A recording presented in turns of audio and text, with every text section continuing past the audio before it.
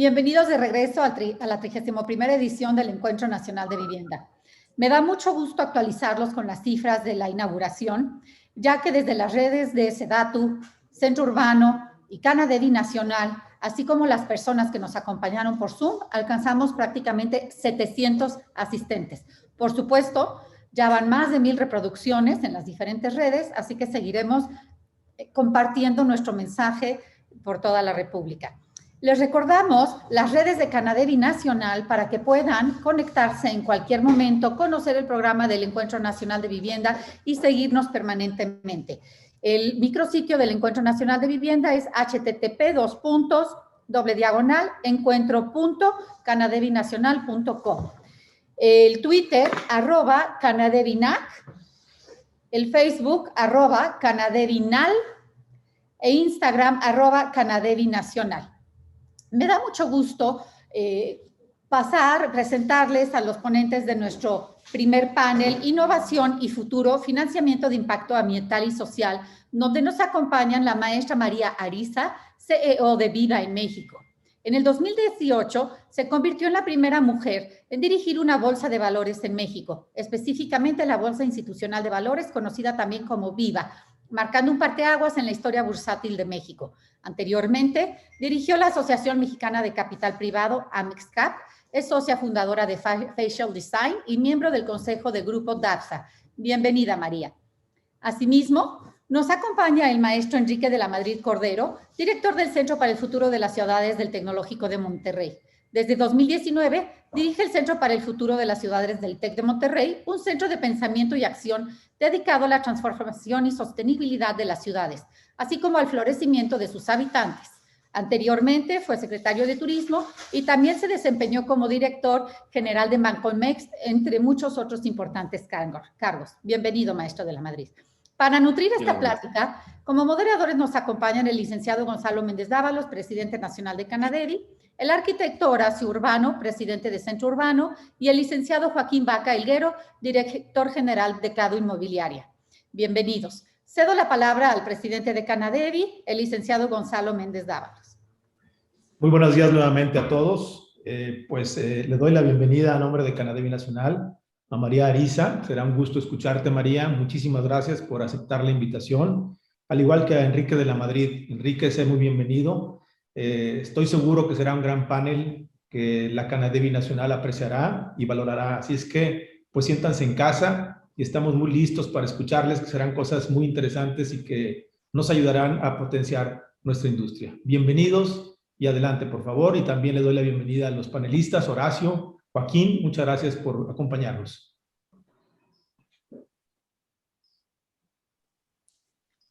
Pues, ¿qué tal? Pues entremos, si les parece, sin más directamente al panel. Entonces, gracias a Canadevi por la amable invitación a estar participando en este panel, que obviamente me llena de gusto porque está María, que es una persona muy interesante por todo lo que representa ayer, que fue el Día de la Mujer, la importancia de que tengamos esta inclusión y participemos todos en ese dar inclusión a nuestra industria, ¿no? Joaquín, bienvenido. Enrique, bienvenido. Y gracias, presidente. Y bueno, yo quisiera empezar, María y Enrique, planteándoles el tema de esta reunión. Obviamente es el Encuentro Nacional de Vivienda y el objetivo es ver cómo la industria puede responder mejor a los retos de futuro del país. Esto tiene que ver con poder generar más viviendas, pero el reto no solamente es cuantitativo, de ver que hagamos más viviendas, sino de que las hagamos mejor con el fondeo adecuado y con temas que tienen que ver, por ejemplo, en materia de financiamiento y del resultado final de la vivienda, con que cada casa tenga un impacto social y un impacto ambiental importante, y esto va de la mano desde el proceso del fondeo. Marisa, tú que estás en Viva y que te acaba de tocar incluso participar con Joaquín en CADO en una emisión de un bono verde, ¿qué escenarios ves para poder generar viviendas más sustentables y con mayor impacto social? Muchísimas gracias. Es un honor esta invitación de la Canadevi, lo agradezco muchísimo en este panel de lujo. Y bueno, Horacio, pues creo que tocas un tema muy, muy importante. Déjame tal vez irme un poquito para atrás. Es cierto que la pandemia resultó en un impacto muy contundente para muchas de las industrias, como lo fue la viviendera. Por supuesto, prevalecen riesgos en el entorno. Los inversionistas pues continúan de cierta forma cautelosos sobre el estado actual de la economía y la fortaleza de los gobiernos, empresas y familias para hacer frente a esta nueva realidad pospandémica, ¿no? Por decirlo de alguna forma.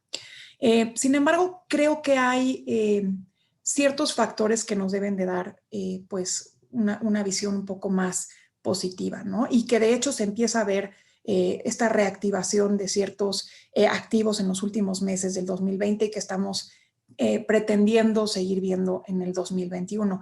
Y obviamente pues esto tiene que ver y viene arrastrado un poco por esta tendencia positiva de vacunación, por obviamente todos los apoyos de estímulo fiscal y monetario de las economías pues más desarrolladas, y obviamente eso para México influye mucho en la reactivación de muchas de nuestras industrias también.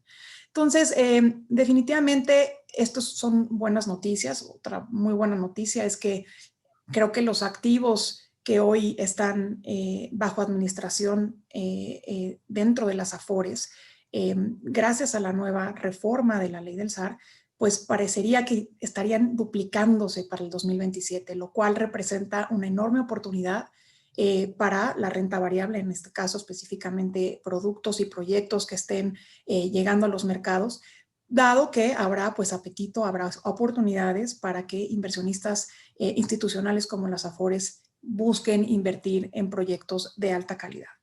Ahora, creo que el tema más importante, Horacio, y que nos atañe en este panel es el tema pues que implica hoy la visión, pues yo creo que y la responsabilidad que tenemos todos como inversionistas en términos de inversiones sostenibles y sustentables, ¿no? Creo que este es uno de los mayores compromisos que estamos viendo hoy, un interés pues muy notable en productos y desarrollos que tengan características ESG. Hemos visto un enorme interés y crecimiento del apetito de los inversionistas por productos de este tipo. Por darte un dato muy puntual, el Global Impact Investment Network informó en el 2018 de más de 228 billones de dólares de activos bajo administración a nivel mundial, bajo este título de impacto. Y solamente para este año ya estamos en los 502 billones. O sea, estamos viendo realmente una inversión y un apetito muy relevante en este sentido de inversionistas institucionales. Nos decía el otro día en un foro Pricewaterhouse que entre el 80 y el 90% de los fondos de pensiones internacionales estarán buscando para el 2022 proyectos que tengan características ESG para incluir en sus portafolios. 75% de los inversionistas minoristas, no solamente institucionales, minoristas encuestados por Morgan Stanley el año pasado, dijeron estar interesados también en inversiones centradas en compañías que tengan este doble propósito. Entonces, me parece que son datos pues muy contundentes que nos dejan ver pues hacia dónde tenemos que ir dirigiendo nuestros en Viva, y a pesar de lo que se vivió en esta pandemia, que obviamente resentimos todos en términos de las emisiones que llegaron al mercado, en términos de la colocación de capitales y de los instrumentos que se tenían previstos y que efectivamente llegaron, aún con estas condiciones, Viva logró hacer unas emisiones muy exitosas de este tipo de emisiones con características ESG, ¿no? Por ejemplo, hicimos una que nos gusta muchísimo platicarla, un bono forestal de Banobras por más de 10,000 millones de pesos, un bono de género que emite FIRA por más de 3,000 millones de pesos que está destinado a mujeres que son dueñas de o participantes de empresas en la actividad rural. Y pues aquí está obviamente Cadu, y me encanta platicar la historia de Cadu, que es un ejemplo pues muy interesante de lo que sucedió, que se levantó pues más de 500 millones de pesos con esta emisión verde que se convierte pues en la primera viviendera en Latinoamérica en colocar un certificado verde certificado por el Climate Bonds Initiative. Entonces creo que estos son ejemplos muy claros de la tendencia, del apetito, de lo que estamos viendo en Viva. Tenemos en este año para el 2021 un pipeline muy interesante también. Y en Viva pues estamos haciendo todo este proceso de acompañamiento y digamos pues de estructuración para este tipo de bonos que creemos que hoy pues están en las prioridades de nuestros inversionistas, que además a los propios emisores les traen ventajas en relación al costo del fondeo, a la sobreasignación y pues obviamente al compromiso que hace la propia emisora con el medio ambiente. Gracias, María. Enrique de la Madrid, después de que María habló muy a detalle del tema del posible fondeo, el fondeo innovador, lo que va a venir en el futuro para la industria inmobiliaria y para el mundo financiero, también habría que reflexionar sobre el papel que tiene que ver la vivienda y la ciudad, la necesidad de construir mejores entornos, porque a fin de cuentas nada de esto tendría sentido si como sociedades no nos vemos beneficiados de esto. ¿Tú cómo percibes lo que podemos hacer todavía por delante para que cada vivienda que se construya permita construir calidades de vida, entornos urbanos más eficientes y condiciones para poder aspirar a un futuro?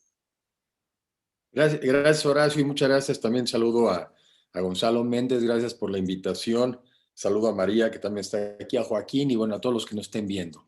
Bueno, primero, mis opiniones las externo desde el punto de vista del Centro para el Futuro de las Ciudades, del TEC de Monterrey, donde estoy trabajando ahí desde hace un par de años, y donde reconocemos, por un lado, que el mundo es cada vez más urbano, ¿sí? Somos el mundo por primera vez en la historia de la humanidad, ya vivimos más personas en ciudades que en el campo, y bueno, México es un país urbano desde hace mucho tiempo, pero finalmente la tendencia es esa y el crecimiento es hacia allá, un mundo donde viviremos cada vez más en las ciudades. Y son muchos los temas que estudiamos dentro de las ciudades, pero sin duda uno de los más relevantes es el tema de la vivienda, porque finalmente todos queremos tener un lugar donde podamos vivir con dignidad, donde puede estar nuestra familia o donde incluso podamos estar solos, porque muchas veces también ya cada vez son más largas las etapas donde un ser humano pues puede vivir solo y eso también es una familia. Un poco hacía yo la reflexión de que hacer vivienda no necesariamente es hacer ciudad y que más bien a veces puede pasar lo contrario, que si no lo hacemos de una manera ordenada, sustentable, inteligente, incluyente, pues más bien distorsionamos el concepto de ciudad, porque la razón por la que vivimos en las ciudades es porque queremos interactuar como seres humanos. Las personas aprendemos más cuando vivimos en las ciudades. Las personas aumentamos nuestra productividad cuando vivimos en las ciudades. Somos seres sociales, somos animales políticos, somos personas que queremos el contacto con los demás. Y muchas veces nos ha pasado, y lo digo nada más como una descripción, de ninguna manera como una crítica, más bien una descripción y una experiencia de la cual tenemos que partir, es que muchas veces por el deseo de hacer vivienda, acabamos haciéndolas en ciertos lugares o han acabado haciéndose en ciertos lugares donde no contribuyen a la creación de una ciudad. Muchas veces con el ánimo de encontrar viviendas accesibles en precio, pues muchas veces permitimos que se nos fueran estas viviendas muy lejos y que en el fondo no hacen ciudad, no hacen ciudad. Y entonces yo creo que lo que importa es hacia adelante más bien, ¿y qué vamos a hacer? Bueno, lo primero es que partamos del principio de que queremos vivir en ciudades y que nuestras ciudades hacia adelante no pueden ser las ciudades que de alguna manera hemos venido construyendo o que han venido saliendo, ¿no? Porque el otro tema que también tenemos que reflexionar es que vivimos también en una crisis de cambio climático en el mundo. En una entrevista que le hice al doctor Mario Molina un poco antes de que muriera, él decía que vivimos en una crisis de cambio climático y que este es el reto más grande que enfrenta nuestra generación.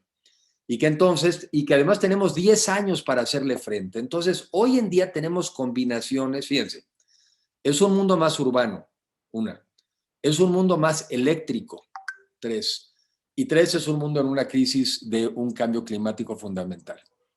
Y además es un mundo, si me permiten hacer un poco también de visión hacia adelante, es un mundo que tiene que ser más incluyente. es un mundo que tiene que ser más empático, que tiene que ser más corresponsable, porque hemos ido generando sociedades que por un lado, algunos nos ha ido muy bien, pero otros, muchos, se nos han venido quedando atrás. Y eso no le da viabilidad a nuestros países y no le da viabilidad a nuestra sociedad. Entonces, en ese contexto es que reflexiono yo sobre cómo seguir construyendo nuestras ciudades y dentro de eso, cómo debieran de ser nuestras viviendas. Fíjense, una experiencia muy interesante de un país desarrollado, que es Singapur. Uno de los temas más importantes en los que se fijó Lee Kuan Yew es que todos los singapurenses tuvieran una vivienda digna, todos.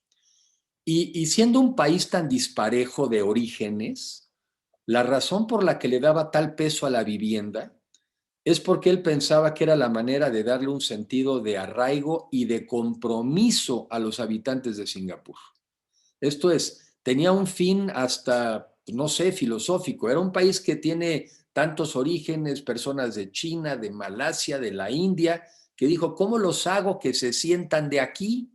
Bueno, pues que todos tengan una vivienda digna. Y a mí me parece que en ese tema debemos de volverle a dar una naturaleza a nuestra vivienda, porque no es posible que además tengamos un déficit de vivienda todavía tan alto en México, que entiendo que se anda estimando en alrededor de 9 millones de viviendas, pero tampoco es posible que prácticamente 3/4 partes de la vivienda en nuestro país se hace de manera informal, ¿sí? Como que tenemos que volverle a dar esta dimensión de la relevancia que tiene para generar arraigo, para generar compromiso, para generar ciudad, para generar comunidad. Y en ese sentido me parece que lo que han venido diciendo muchas personas muchos años, pero que no necesariamente lo hemos llevado a la práctica, de generar también ciudades densas y compactas, para que precisamente vivamos en comunidad, es fundamental. Entonces, más bien, yo creo que muchas veces hay que ponerse el fin por delante y después ver cuáles son los medios para lograrlo. Y el fin son ciudades densas y compactas, el fin son viviendas asequibles y dignas, incluyentes, y entonces volver a pensar en una serie de políticas públicas para que eso pase. 2 comentarios y para seguir con el diálogo. Una es que tenemos que revisar si estamos teniendo la regulación a nivel estatal, municipal, que realmente pudieran detonar una mucho mayor producción de vivienda en nuestras ciudades. O sea, porque una cosa es el discurso, pero otra cosa es, estamos acompañándolo esto de regulación, de reglas del juego, de políticas para que esto pase, o muchas veces por lo que me platican muchos desarrolladores o vivienderos, pues se enfrentan también con una serie de obstáculos y de rigideces para poder construir vivienda. Entonces, pues no estamos generando oferta suficiente. Y la otra, estamos teniendo las herramientas también desde el punto de vista financiero y las herramientas desde el punto de vista también de subsidios para poderlo hacer. A mí me alarma saber que hoy en día prácticamente la vivienda de interés social está detenida. A ver, ¿cómo va a estar detenida la vivienda de interés social en un país con tantísimo déficit de vivienda y donde además los precios de las viviendas han venido creciendo por arriba de la capacidad de compra de los mexicanos? Entonces, repito, no lo hago como una crítica, sino lo hago más bien como una reflexión de necesitamos construir ciudades, las viviendas deben de contribuir a generar estas ciudades incluyentes y sustentables, y entonces, ¿qué políticas públicas a nivel federal, estatal y municipal, qué políticas de financiamiento e incluso qué políticas de subsidio son las que necesitaríamos hacer para eso? Para que todos los mexicanos realmente, todos, puedan aspirar en un tiempo razonable a tener viviendas dignas y que les contribuyan también a fortalecer este sentido de que son parte de una sociedad. Último comentario. El otro día cuando yo platicaba con alguna persona que entrevisto en un programa de televisión que se llama Ahora Futuro México y el Mundo, y donde hablamos de este tema a veces de solidaridad, y yo les digo, ¿por qué somos tan buenos cuando es el huracán, cuando es el terremoto, pero no lo somos en condiciones normales? Creo que la respuesta que me dio una persona es que me dijo, es que no todo el mundo se siente que es parte de la sociedad. No todos se sienten incluidos.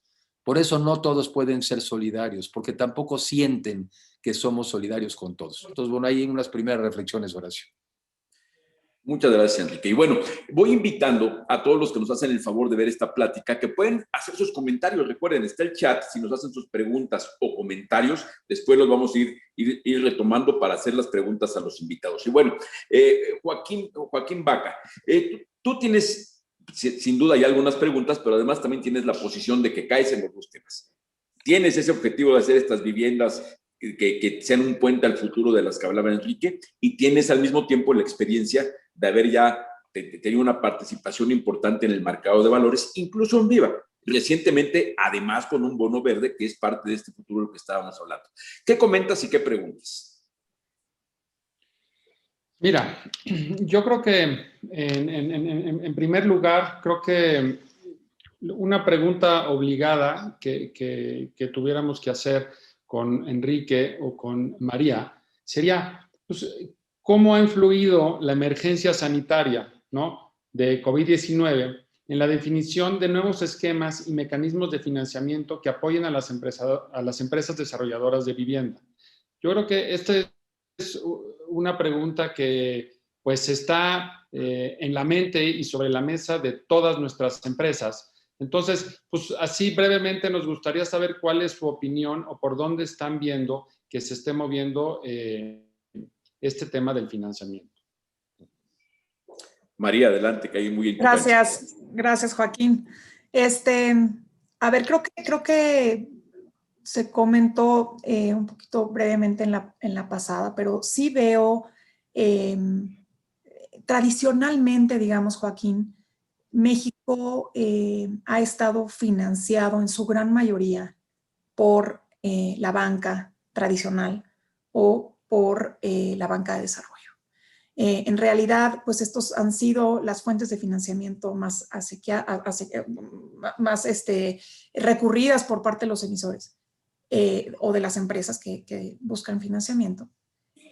Sin embargo, creo que el mercado, siendo el otro gran pilar del financiamiento, debe de estar contribuyendo de forma muy sustancial y muy importante en este fondeo de estos nuevos proyectos. Específicamente, te comentaba en la anterior, nosotros estamos viendo algunos, digamos, bonos específicamente verdes o temáticos que tienen y que estamos viendo en Viva, que tienen esta particularidad, ¿no? Buscamos, por supuesto, que haya bonos azules, bonos verdes, bonos rosas, que son los bonos de género, todos estos tipos de bonos que son temáticos, que buscan obviamente características y criterios de sostenibilidad, equidad, desarrollo forestal, manejo de energías limpias y demás. También tenemos toda esta gama de instrumentos que ya están disponibles en los mercados y que también buscan ir colaborando y coadyuvando en el crecimiento de nuestros proyectos, como son las ECADES, como son las ERPIs, los SPACs, las fibras, las fibra E, y pues obviamente que hacen relación a todos estos proyectos de desarrollo, infraestructura, bienes raíces y capital privado como instrumentos para levantar capital y irlo alocando a los diferentes tipos de proyectos en las diferentes etapas de crecimiento y de madurez. Entonces, te diría, en definitiva, los mercados deben de poder ser ese segundo pilar, poder contribuir, poder coadyuvar a la banca en esta búsqueda de liquidez, de recursos necesarios, no nada más en términos de la reactivación del COVID, sino como sucede en otras economías desarrolladas, en donde ambos pilares deben estar sólidamente ¿no?, plantados como parte de nuestro sistema financiero. Entonces, pues nosotros además en Viva tenemos este objetivo muy claro de impulsar proyectos que tengan estas características, dado que estamos viendo con mucha claridad el apetito y la visión de los inversionistas en este sentido, y por lo tanto hemos desarrollado pues toda esta gama de productos y de estructuración alrededor de ellos, ¿no? Gracias, María. Presidente Gonzalo Méndez, a lo mejor nos quieres comentar algo para dar preámbulo a Enrique. Gracias, Horacio. Bueno, pues muy interesante escuchar a María y por supuesto que Enrique. Me parece que nos abre la expectativa por lo que nos platica María de las posibilidades que tenemos como desarrolladores, como empresarios, y como yo lo he dicho en varias ocasiones, no necesitamos ser grandotes. Y tú lo has dicho, María, en algunas ocasiones que te he escuchado. Basta ser una empresa mediana, ordenada, con buenas prácticas para poder tener la posibilidad de tocar la puerta y tener fuentes de financiamiento diferentes a las comunes, como estás mencionando. Entonces yo haría una invitación a los desarrolladores para que toquen esa puerta, para que acudan con María y la Bolsa Institucional, para que tuvieran esa posibilidad y se den esa posibilidad de que encuentren fuentes de financiamiento alternas, diferentes, asequibles, y que pueden ser mucho más atractivas que las que estamos utilizando de pronto de manera natural. Entonces, muy interesante lo que nos habla María. Y lo que nos platica Enrique, bueno, pues tiene toda la razón. Habrá que pensar en un modelo de ciudad diferente, un modelo de ciudad mucho más, como él lo dice, compacta, una ciudad que sea densificada, que sea interurbana y que sea mucho más competitiva para hacerla sostenible y sustentable. Y el gran reto, Enrique, evidentemente, es saber cuáles mecanismos podemos contar para que la gente menos favorecida tenga el derecho a la ciudad, tenga el derecho a vivir lo más cercano posible a los servicios, lo más cercano posible al transporte. Pero aquí hay un reto que tenemos que vencer y es el reto del financiamiento. Es el reto de que la vivienda, desafortunadamente, está sujeta, como lo estamos viendo ahora, a que el valor de algunos insumos está creciendo de manera desmedida por lo pronto, con incrementos hasta del 50%, 35, 40, 50% en el caso del acero, y esto impacta en el valor de la vivienda. Y si por otro lado la capacidad de crédito que tienen los derechohabientes no les da para comprar una vivienda, sobre todo los menos favorecidos, entonces tenemos que repensar en cómo acercar la vivienda y el derecho a la vivienda a estos trabajadores que de por sí cotizan en el Infonavit, pero que hoy resulta complejo, complicado. Entonces habrá que repensar todos unidos, yo hablo municipios, gobiernos de los estados, desarrolladores y gobierno federal, en pensar cómo vamos a solucionar este problema, que me parece fundamental. Entonces diría yo que hay un gran reto por darle la posibilidad a estos mexicanos de ver cómo sí. Y por otro lado, también habrá que repensarlo, y aquí está la financiera experta y Enrique, que estás estudiando las ciudades, también visualizar cómo vamos a atender, que lo plantearíamos ya con el propio secretario de Hacienda y con Sociedad Hipotecaria Federal, al 57% de la población económicamente activa que no tiene una seguridad social. Ahí hay mucho que hacer. ¿Cómo le vamos a hacer para acercarles una vivienda a la gente que no tiene una seguridad social y que difícilmente puede tener acceso a un crédito? Entonces es parte de lo que tenemos que repensar. Gracias. Si me permites, Horacio. Por favor, Enrique, de hecho te iba a dar la palabra. Mira, aquí me pongo mi cachucha de banquero, que lo he sido pues, en varias ocasiones, y creo, bueno, obviamente desde el lado del sistema financiero se puede hacer mucho, y María ha dado unos muy buenos ejemplos de cosas innovadoras y de fuentes no tradicionales, no bancarias, ¿no? Pero de tomos de la parte bancaria se puede hacer mucho. Pero a veces mi reflexión, y esto lo aprendí más en la financiera rural, muchas veces los bancos creo que tenemos más recursos, más dinero que prestar que clientes. Y este caso no debe ser la excepción. Yo creo que los bancos pues dirían, pues mi negocio es prestar dinero, pues ¿cuánto? ¿A dónde te lo presto? El tema es que tengas al cliente que te va a pagar el crédito de regreso. Y un poco, Gonzalo, me da la impresión de que, como siempre, es una tijera, hay que verlo de dos lados. Pero en este caso una reflexión debiera de ser un estudio muy profundo sobre cómo podemos reducir lo más que podamos los costos de producción de las viviendas. En algunas otras pláticas también con gente del gremio, pues me han dado algunos datos, ¿no? De el permiso de construcción, la licencia de no sé qué, los tiempos, porque los tiempos también cuestan. Si tú te tardas mucho en que te dan en el municipio, te dan el permiso, y tú mientras estás pagando un crédito y en lo que lo construyes la casa, la entregas y bla, bla, bla, te pasa año y medio, pues esos son costos que al final del día le están repercutiendo en el producto. Entonces yo lo que observo en este caso como en otros es que tenemos un producto cuyo costo está por arriba de la capacidad de pago de muchísimos mexicanos. Y no se resuelve nada más con decir es que nos presten más, porque lo que no aumenta es la capacidad de pago de ese mexicano. Entonces creo que uno de los temas más relevantes, y lo apuntaste ahorita con un ejemplo del acero, es revisar muy bien el tema de los costos de la vivienda. ¿Cómo podemos reducirlos a su mínima expresión sin obviamente afectar la calidad? Y la otra, yo sí estoy convencido de que para eso también está el Estado.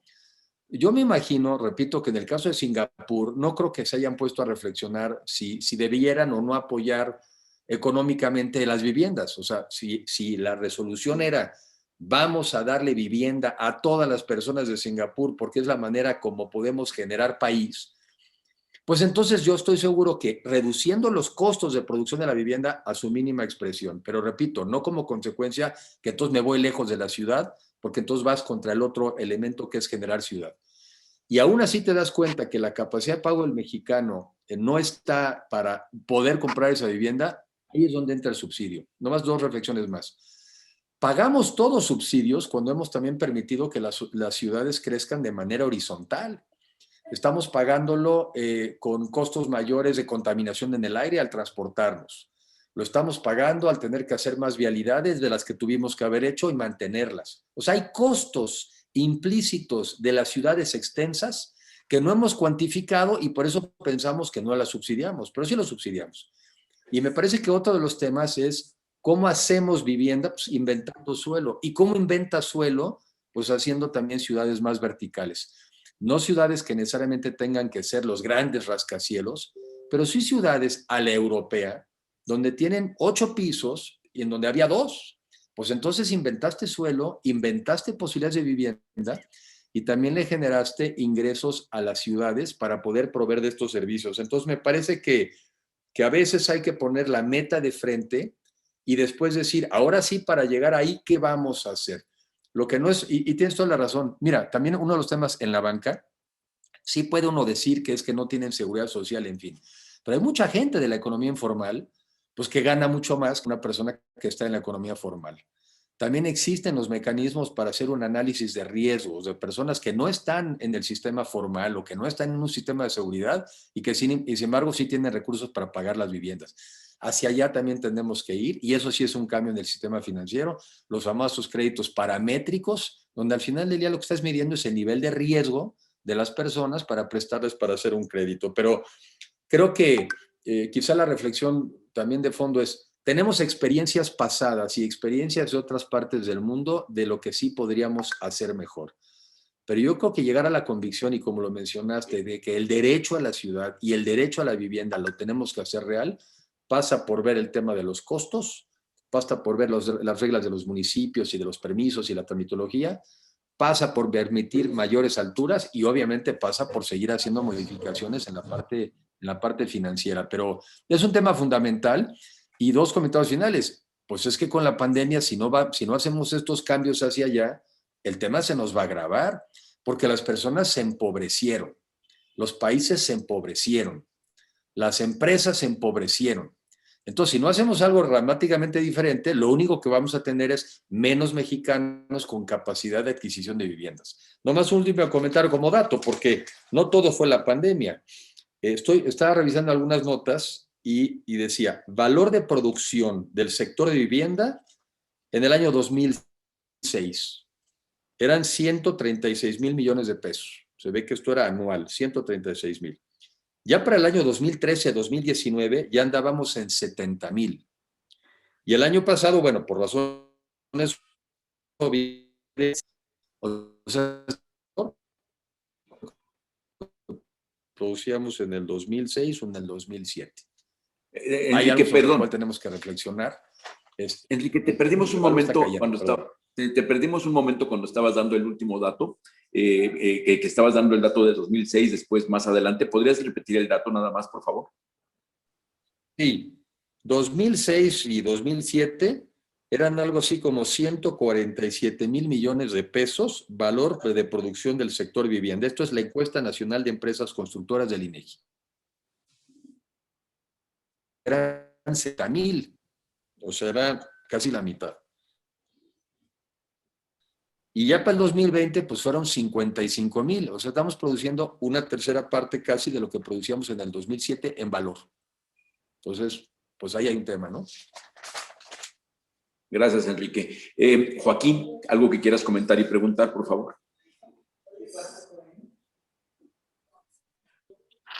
Gracias, Horacio. Yo tengo, pues les pudiera yo comentar un poco la experiencia que tuvimos en la emisión de este bono verde, que lo hicimos a finales del año pasado, en diciembre. Y yo lo dividiría en dos partes. Primero, nosotros pues llevábamos ya desarrollando viviendas bajo el programa de Ecocasa, que está avalado por la Sociedad Hipotecaria Federal, alrededor de 8 años, ¿no? Entonces, para que se den una idea, alrededor de 74,000 viviendas se han producido en el país bajo este esquema de Ecocasa a lo largo de estos años. Nosotros hemos construido y comercializado más de 21,000, es decir, casi un 30% de todas estas viviendas son las que hemos hecho nosotros en el estado de Quintana Roo. Entonces, pues para nosotros ese bono verde pues hacía todo el sentido del mundo porque pues estaba alineado con lo que ya veníamos haciendo desde hace mucho tiempo, ¿no? La verdad es que no nos cambiaba nada la metodología ni los procesos que ya traíamos. Entonces, pues decidimos emprender este tema desde inicios del 2020. Pues luego se vino la pandemia y pues complicó todo esto, ¿no? Y tuvimos que esperar algo de tiempo, los mercados se secaron y bueno, poco a poco estuvieron regresando. Ahora, en el otro sentido, que es la parte ya central del financiamiento, para nosotros este bono verde fue muy acertado, ya que nos permitió hacer un refinanciamiento de muchos de los créditos que traíamos a corto plazo, que además pues, nos generaban incertidumbres porque la banca estaba entre que si seguía otorgando créditos, recortaba, subía tasas, etcétera, etcétera, que fue algo que pues, todo el mundo lo vivimos. Y con este bono que se emitió a 7 años, pues nos dio a tasa fija, por cierto, porque el apetito de los inversionistas en ese momento estaba mucho más centrado en el tema de una tasa fija. Entonces, pues nosotros hicimos las adecuaciones necesarias y trabajamos con nuestros estructuradores, nuestros colocadores, etcétera, para que este bono así fuera. Además, nosotros toda nuestra deuda la tenemos en tasa variable y de una vez quisimos entrar y diversificar un poco a la tasa fija. Entonces, a nosotros nos quedó muy bien porque fue a 7 años donde pues ya tenemos un horizonte mucho más claro de cuándo se debe de estar amortizando esta deuda y bueno, pues eso para nosotros nos dio mucha certidumbre y estuvimos refinanciando o estamos refinanciando los proyectos específicos que traen el programa de Ecocasa. También este bono cuenta con la garantía de Sociedad Hipotecaria Federal y del BID, el BID Invest. Esta garantía está al 50%, ¿no? Y además tuvimos que dar una garantía adicional del 10% líquida. Esto, pues, por obvias razones de cómo estaba el mercado, pero esto la verdad es que dio una gran certidumbre para nuestros inversionistas y por eso logramos colocarlo con éxito y fue un poquito más de los 500 millones que nos habíamos propuesto, ¿no? Entonces, creemos que en el roadshow que hicimos, pues bueno, sentimos la verdad, bastante bien a nuestros inversionistas. Y lo que decía, y es bien importante lo que decía María en un principio, cuando hicimos todo este trabajo en el roadshow y todo, pues nos dimos cuenta que muchos de nuestros inversionistas institucionales, pues ya tienen un porcentaje, algunos el 10, algunos el 20, que tienen que invertir en un tema verde. Esto es aquí en México. En Estados Unidos es mucho mayor esos porcentajes en varios fondos. Inclusive hay fondos exclusivos que solo invierten en programas verdes. Entonces, nosotros con esto que estamos viendo, la verdad es que este tema no lo queremos soltar. Lo vamos a seguir apoyando de aquí para adelante. De hecho, todos los demás desarrollos que estamos haciendo, inclusive de vivienda media, pues los vamos a empezar a certificar con temas de EDGE, etcétera, ¿no? También este bono verde, como decía María, es el primero en la industria porque cuenta con la certificación del Climate Bond Initiative bajo la modalidad de Low Carbon Buildings. Esto da la transparencia en el objeto de aplicar los recursos y certifica los procesos para la reducción de emisiones de carbono con una metodología avalada internacionalmente, el cual acepta el programa Ecocasa, y con esto puede certificar todos estos bonos verdes. Por cierto, este programa Ecocasa fue certificado el año pasado internacionalmente hacia la Sociedad Hipotecaria Federal, lo cual le da un empuje y un escaparate pues a nivel mundial, ¿no?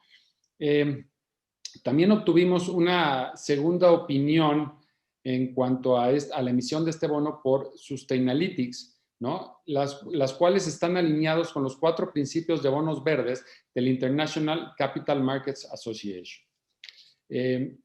Al final, este bono, pues lo que estamos buscando es la optimización del consumo de gas, agua, energía, etcétera, y las casas tendrán que tener una disminución del efecto invernadero entre un 20 y un 40% comparados con la construcción tradicional, ¿no? Estas tecnologías que nosotros ponemos en las casas, evidentemente, pues sí traen un costo extra. Nosotros lo que hemos tratado de hacer es que hacemos economías de escalas. Nosotros estamos integrados verticalmente, donde nosotros hacemos, pues, desde la compra de la tierra, la urbanización, la edificación, comercialización. Entonces, todo se queda dentro de la compañía, lo que nos permite hacer una economía de escala, bajar costos, ¿no? Y además con las tasas que estamos viendo, con las instituciones internacionales que se han acercado a raíz del bono verde, esa reducción en tasa nos permite poder soportar ese incremento del costo hacia la vivienda y entonces transmitir el beneficio final al comprador. Entonces, de tal suerte que no significa que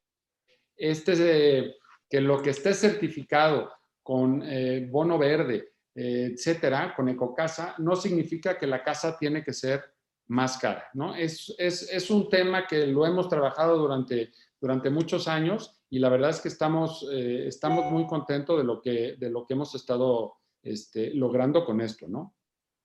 Esto también, como les comentaba, pues, nos abrió puertas a financiamientos adicionales. El BID, que trabajamos con ellos durante meses para el tema de la garantía, en el mismo mes de diciembre nos abrió una línea de financiamiento a 4 años, con unas tasas de TIE más 3, también con la certidumbre de un mediano plazo, lo cual para nosotros es fundamental y nos da una tranquilidad importantísima para seguir adelante con los proyectos.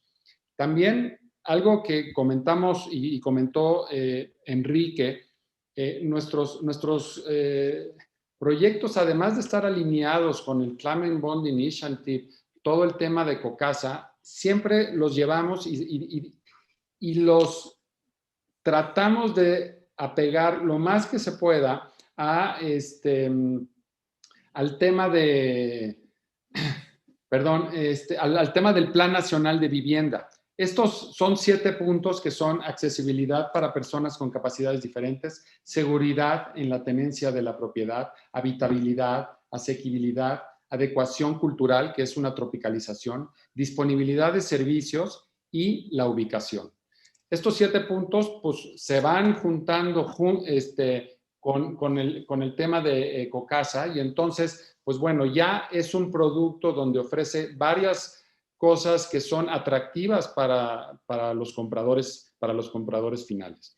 Y bueno, pues ya para terminar esto, a mí me gustaría, pues, esto fue nuestra primera emisión con la Bolsa Institucional de Valores, con María, y la verdad es que estamos muy contentos porque fue un proceso muy padre. La verdad es que nos apoyaron muchísimo junto con nuestros estructuradores, colocadores, etcétera. Y la verdad es que esta es la primera de muchas emisiones que quisiéramos hacer con ellos y la verdad es que 1,000,000 de gracias, María, por el apoyo y bueno, pues estaremos dando lata ahí con ustedes, ¿no? Y bueno, Gracias, pues esos serían mis comentarios. María, sobre esto que comenta Joaquín, tú en este escenario que tenemos, ¿ves espacio para que haya más empresas inmobiliarias mexicanas que participen en el mercado de valores? Y si así fuera, ¿qué tendrían que hacer para prepararse? Claro que sí, Horacio, muchas gracias. Joaquín, yo más feliz que nadie, que hagan más acciones con nosotros, no puedo estar más feliz. Seguro. Y bueno, obviamente que hay espacio para que más empresas lleguen a los mercados y quiero ser muy enfática con esto y creo que Gonzalo lo comentó. Nosotros sí tenemos un compromiso desde que nacimos de intentar hacer esto pues mucho más eficiente, mucho más viable para las empresas medianas. Tenemos un compromiso no nada más con el tema de diversificar el tamaño de las empresas que están llegando, también con el tema específicamente de lograr que estas empresas que estén llegando tengan una visión con este doble propósito.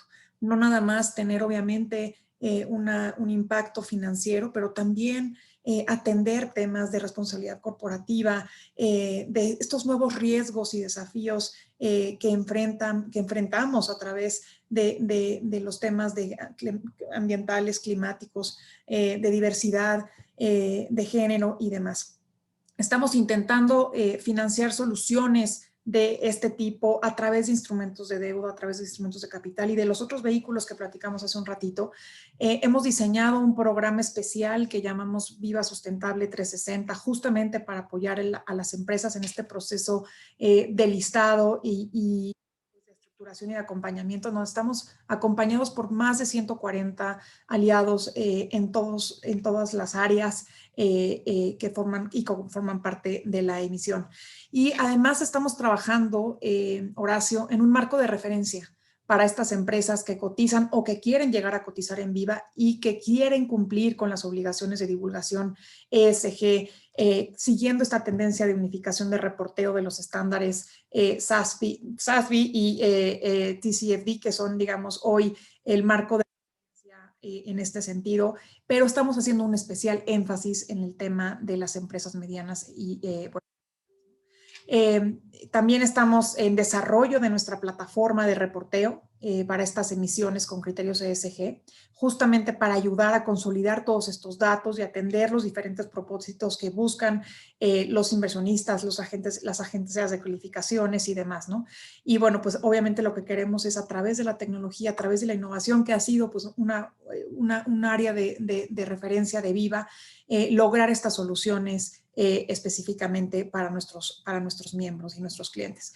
Y creo que comentarles que además estamos haciendo productos específicamente como nuestro índice de sustentabilidad, que es el FTSE4Good Viva, que sigue la referencia del FTSE4Good Global, que la verdad es que es un índice muy interesante, el primero en el mercado mexicano que cumple con estándares globales. Y que es reconocido por todos los inversionistas internacionales. Entonces, parte de lo que decía Joaquín, que me parece muy importante, es cómo lograr darle visibilidad, cómo cómo darle versatilidad y conocimiento a mayor número de inversionistas de los proyectos que están sucediendo en México. Y eso es lo que nos hemos dedicado en Viva, a dar ese espacio, a estar en constante proceso de envío de información de market data a través de todos nuestros sistemas de comunicación con nuestros inversionistas, y estamos todo el tiempo alimentando a nivel mundial lo que está sucediendo en México, con aras de lograr que haya mucho más promoción y atracción de capital al país. Entonces, no solamente estamos trabajando en la parte de acercar a estas nuevas empresas y lograr que tengan este financiamiento, pero también que estas nuevas empresas que ya están en los mercados o que van a llegar tengan esa visibilidad, ese interés de los inversionistas, y que eso pues se vuelva un círculo virtuoso para nuestro mercado que tanto necesita. Gracias, María. Enrique, entre todo lo que se ha comentado, nos pregunta Einer Mondragón si hay condiciones para crear cadenas de valor que permitan disminuir los costos de los que tú hablabas, los costos de construcción, los costos de gestión, para poder crear una sinergia que permita generar esas viviendas de las que tú hablabas para los segmentos de población que se requieren. En tu experiencia como financiero y como gente que ha estado trabajando en gobierno, ¿crees que haya condiciones para lograr esos acuerdos?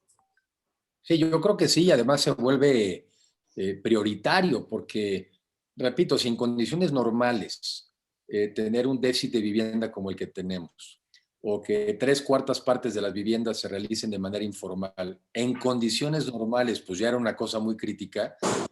Este mundo que seguimos en COVID, pero después de COVID, con lo que les platico, nada más pensemos, de acuerdo a unos datos que me dieron el otro día unas personas, 65% de las familias han perdido en promedio el 50% de sus ingresos. Entonces, no veo aumentos significativos del lado del ingreso. Eso no los veo.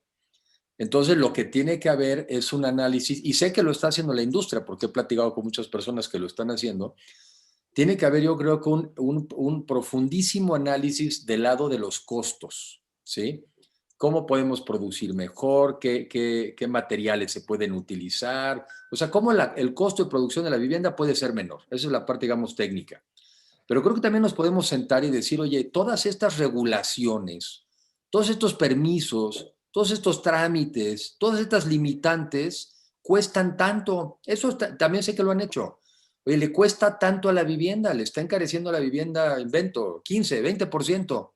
Pues lo tenemos que quitar, porque cuando las crisis son las oportunidades de hacer cambios.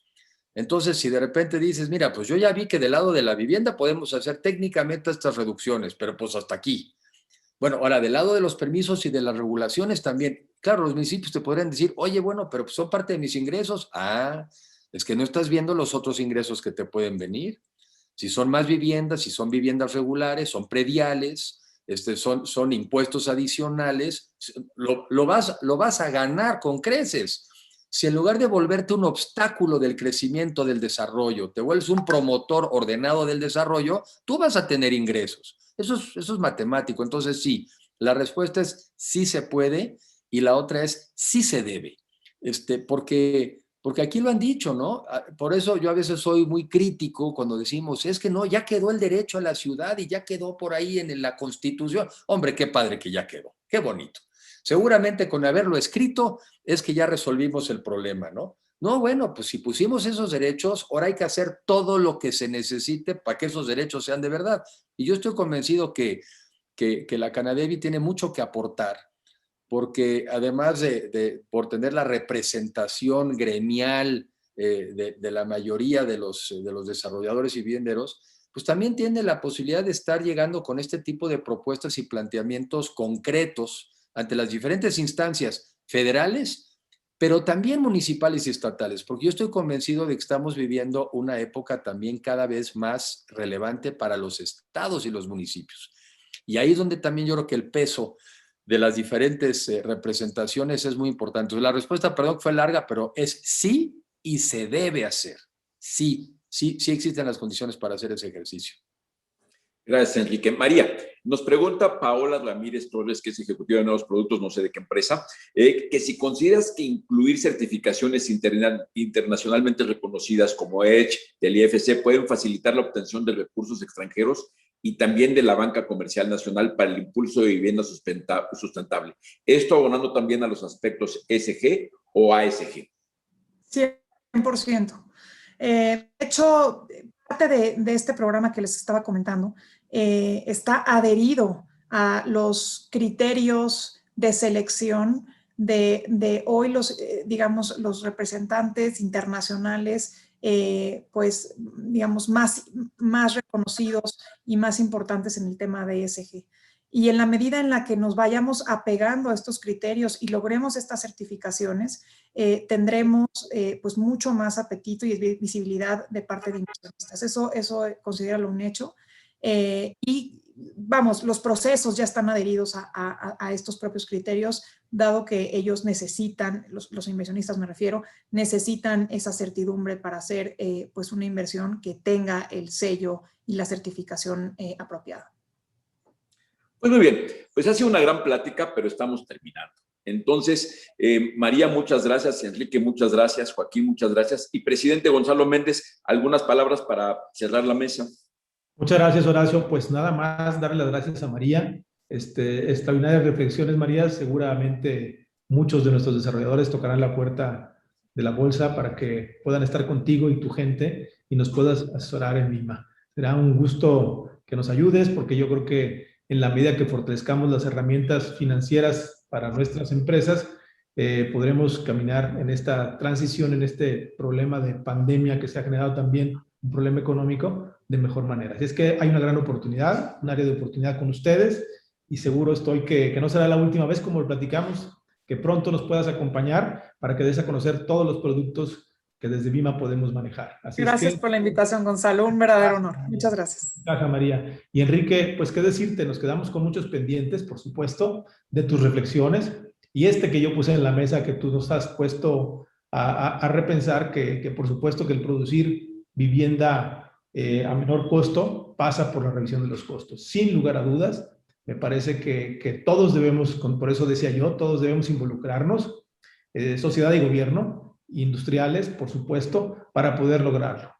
Si no subimos a esta solución a los gobiernos municipales, como bien lo dices, al Estado mexicano mismo, y nosotros, con un buen estudio, seguramente apoyados por el TEC de Monterrey, ya te estoy pasando también el balón, para buscar alternativas de solución. Te digo que ayer tuve una plática con el director general de Infonavit, y fue uno de los planteamientos que hacíamos en nuestra conversación. ¿Cómo hacer y cómo debemos transitar para sí poder dar una vivienda asequible para los deciles más bajos de los derechohabientes del Infonavit?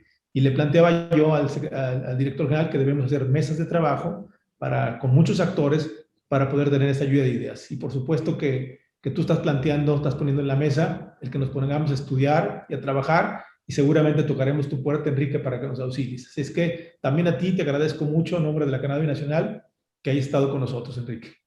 Gracias, Gonzalo, muchas gracias por la invitación y la oportunidad. Y gracias, Horacio, también. Saludos a Joaquín y a María.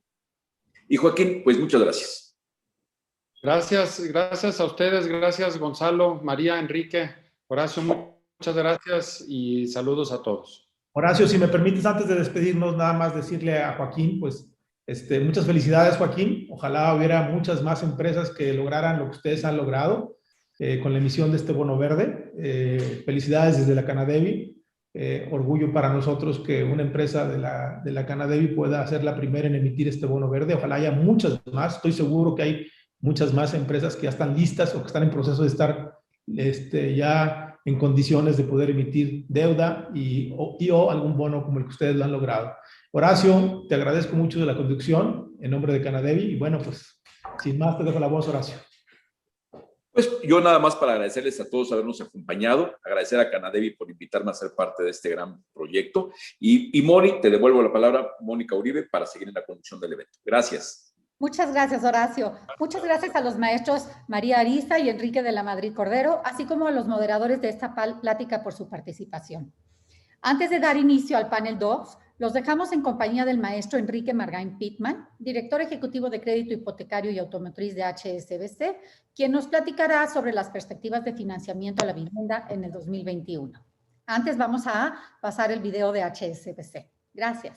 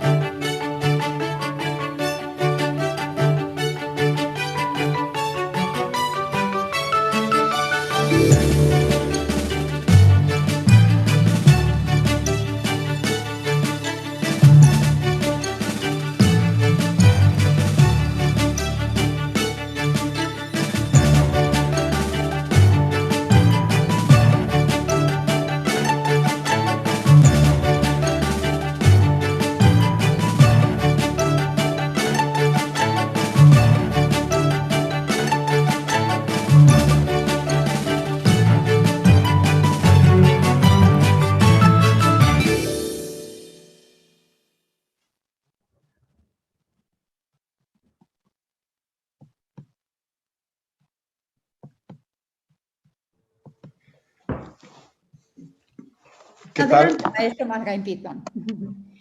¿Qué tal? Buenos días. Para mí es un gusto estar aquí con todos ustedes en el Encuentro Nacional de Vivienda con el título Juntos hacia la recuperación de la vivienda. Muchas gracias a Canadevi y para nosotros es un gusto trabajar con ustedes y me voy a permitir hacer una muy breve presentación por si me permiten compartir pantalla. Se los agradecería muchísimo.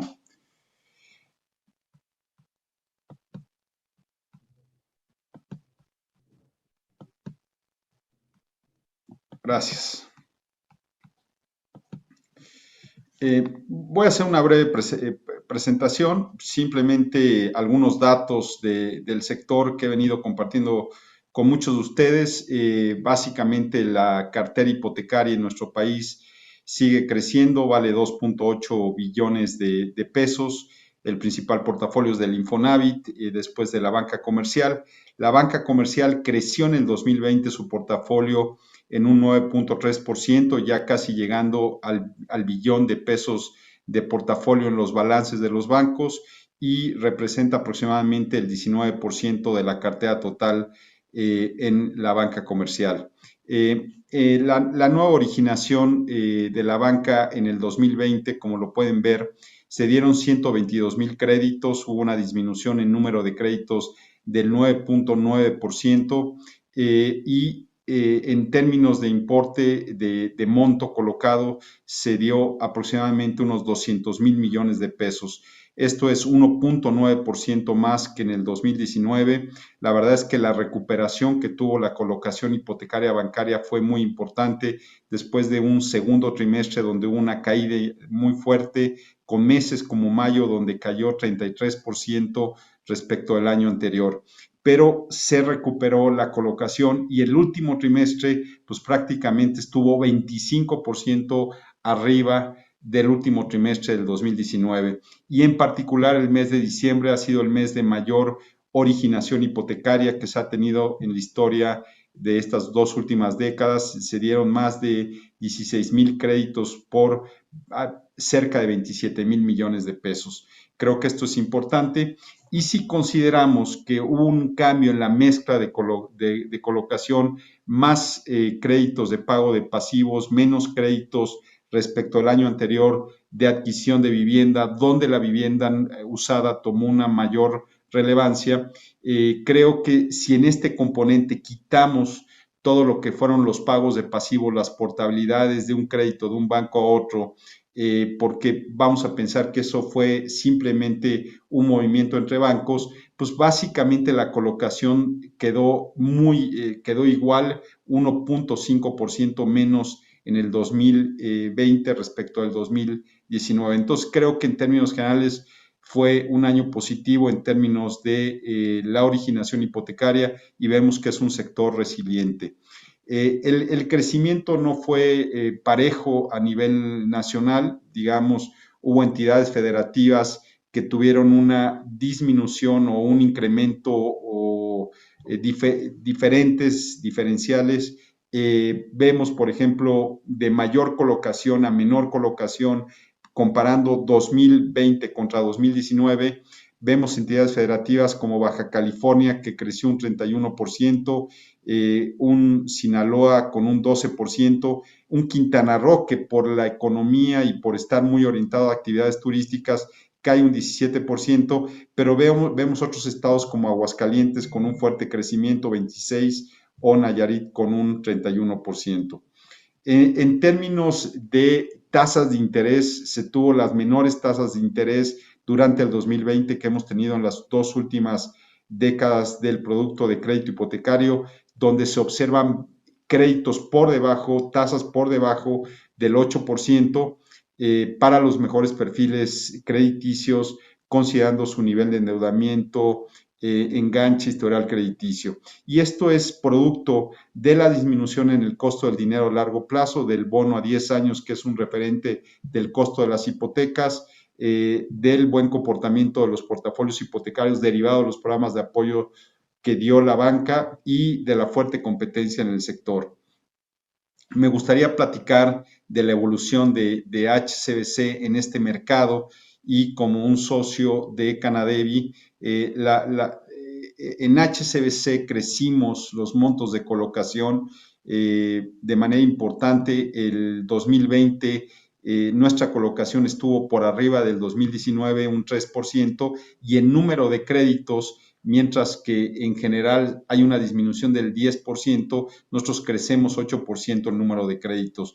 Se crece la participación de mercado por una mejora en procesos, tiempos de respuesta, mucho mayor acercamiento con los canales comerciales, en realidad hay un lanzamiento de nuevos productos durante la pandemia y un fuerte acercamiento con todos los desarrolladores de Canadevi. Durante las acciones estratégicas del 2020 sacamos un producto de Aplaza 3 donde dimos la opción a los clientes que podían diferir los primeros 3 pagos cuando contrataban un crédito hipotecario. Eso ayudó muchísimo, daba confianza a las personas de no diferir su opción de compra. Sacamos el producto de Foviste para Todos en junio, que es un producto con muchas innovaciones, un gran producto hipotecario, y mejoramos nuestra oferta en julio del 2020. Entonces, todo esto lo hicimos, digamos, en los meses más complicados del año pasado por la pandemia. Tenemos un abanico de productos muy amplios, con condiciones, con tasas de interés muy competitivas y con procesos y tiempos de respuesta muy competitivos. En la parte de la vinculación con desarrolladores, el año pasado tuvimos una serie de pláticas con las 16 regiones de Canadevi, con los desarrolladores. La verdad, y sí, muchísimas gracias por el apoyo al presidente Gonzalo Méndez, a Alejandro Vargas, a todo el equipo, a Jorge Guajardo. Y acá tenemos un producto para los desarrolladores que se llama hipoteca exclusiva, donde la tasa de interés va del 7.95 al 8.75, sin comisiones. Acá operamos con el notario del desarrollador, con la unidad de evaluación también que trae el desarrollador. Tenemos ejecutivos dedicados bajo un proceso de que asignamos a ciertos desarrollos bajo un proceso itinerante donde visitan el desarrollo, dan seguimiento a sus folios y hacemos una serie de activaciones y eventos conjuntos. Esta fuerza de ventas dedicada a desarrolladores la tenemos en muchos puntos de la República Mexicana, pero la complementamos con nuestros ejecutivos especializados y la red de sucursales. Aquí hemos venido incorporando mejores prácticas comerciales para hacer campañas, ferias y eventos, llevar nuestros clientes a los desarrollos, promociones especiales, también el poder dar invitaciones a participar en dinámicas a nuestros empleados y que se construya una relación ganar-ganar entre HSBC y los desarrolladores de Canadevi. Otra de las cosas que creo que es importante comentar, somos el único banco que tiene el producto de Foviste para Todos. Es un producto donde no se requiere sorteo, el crédito es en pesos, tasa fija, pagos conocidos, el descuento se hace vía la nómina del trabajador a través de la dependencia pública que entrega los recursos a Foviste y Foviste al banco. Este producto es con el que se vincula Foviste con la banca. Ya no se tienen los productos de aliados y respaldados, que eran los productos tradicionales de cofinanciamiento. Se da una mayor línea de crédito en función de que se toma la compensación garantizada y el salario base, y también se hace uso del saldo de su cuenta de vivienda. Financiamos hasta el 95% del valor de la propiedad. Hay una reducción del plazo real porque llegan las aportaciones patronales y se tienen las mejores condiciones financieras. La vivienda se financia con el crédito de HSBC y su cuenta de vivienda. Y los beneficios que se tiene post originación o desembolso son el recibir las aportaciones patronales y que el descuento del pago mensual se hace a través de un descuento en la nómina del trabajador. Aquí se tienen las mejores condiciones financieras, tasas del 7.95, 8.35, dependiendo del aforo, pero no se maneja ningún tipo de comisión. Creo que esto es un producto diseñado por el FOBISTE, pero la verdad que incorpora lo mejor entre los créditos que eran los cofinanciados y el crédito tradicional del instituto. Esto aplica para segundos créditos. La verdad es que la gente que ya tuvo un FOBISTE tradicional puede sacar un FOBISTE para todos, y le hemos dado mucha flexibilidad a este producto a través de que se tiene el conyugal, el FOBISTE para todos mancomunado, cuando los dos cónyuges son derechohabientes del FOBISTE, también para cuando uno es derechohabiente del FOBISTE y el otro cónyuge no lo es. Se pueden sacar dos créditos, uno FOBISTE para todos y otro a condiciones de HSBC. Se suman los ingresos, se instrumenta a través de una escritura y con esto los derechohabientes pueden comprar una mejor vivienda. Y también para aquellos que trabajan, son derechohabientes del FOBISTE, pero también tienen ingresos que tienen por otras fuentes. Un doctor que trabaja en la iniciativa privada, tiene su consultorio privado, pero que también es doctor de un hospital público. Aquí puede sumar sus ingresos. Son dos créditos que cada uno ampara los ingresos que tiene y se instrumenta a través de una escritura, de un solo instrumento jurídico. Entonces, le hemos dado muchísima flexibilidad a este producto y creo que esto es algo bastante positivo. Ya en este producto tenemos cerca de 1,000 créditos, más de 1,000 expedientes en formalización, 3,400 créditos en toda la tubería, y entran aproximadamente entre 35 y 50 créditos diarios de FOBISTE para todos. Es un producto que ha venido evolucionando y cada vez lo conocen más ustedes, los desarrolladores.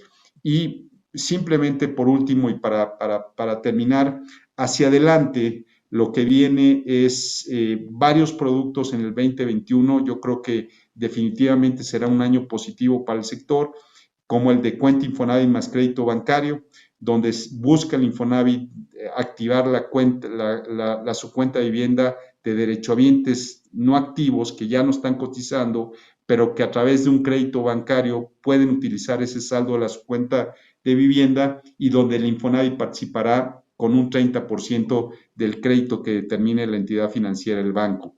Y también para este año esperamos ya tener el producto de economía mixta, que es un producto orientado a aquellas personas que pueden comprobar una parte de sus ingresos, pero que una parte muy importante que reciben en efectivo no la pueden comprobar, y acá lo que se busca es que a través de un modelo de estimación de ingresos o de un estudio socioeconómico se pueda determinar la capacidad de pago y se pueda dar un crédito de acuerdo a sus necesidades. Esto va a ayudar muchísimo a las personas que se dedican a actividades de turismo, a meseros, a comisionistas, vendedores, microempresarios, y creo que este es un punto de partida para poder dar financiamiento a todo lo que llamamos las personas el mercado de no afiliados, que no tienen un programa de vivienda.